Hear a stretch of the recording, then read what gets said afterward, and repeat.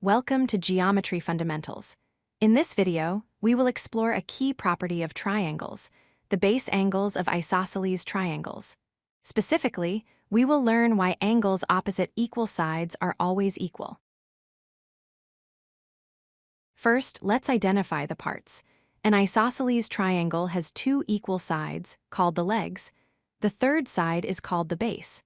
The angle formed by the two legs is the vertex angle, and the angles opposite the legs are called the base angles. Here is the core rule you need to know. If two sides of a triangle are congruent or equal in length, then the angles opposite those sides are also congruent. This means if you measure the sides and find they match, the angles across from them will also match. An easy way to remember this is to think about symmetry. Imagine folding the triangle perfectly in half down the center. The left side would land exactly on the right side. Because they overlap perfectly, those bottom corner angles must be exactly the same size. Let's look at a common problem.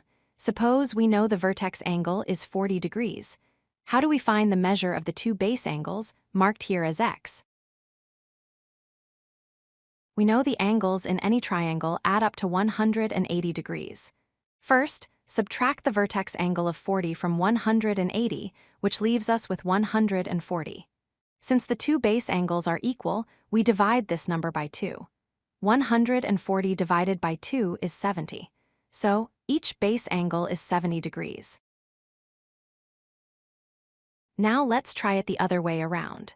Suppose we are given one base angle of 50 degrees, and we need to find the vertex angle, marked as y.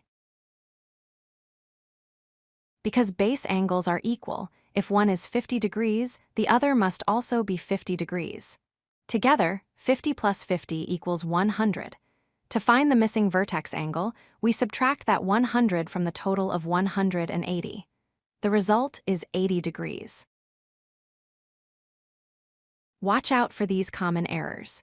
Don't assume all angles are 60 degrees, that is only for equilateral triangles. Also, be careful to correctly identify the legs so you know which angles are the base angles. To recap, isosceles triangles have two equal sides.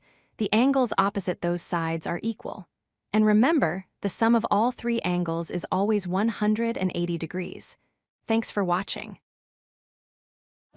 If you like this video, hit that like button and don't forget to subscribe. Visit codelucky.com for more such useful content.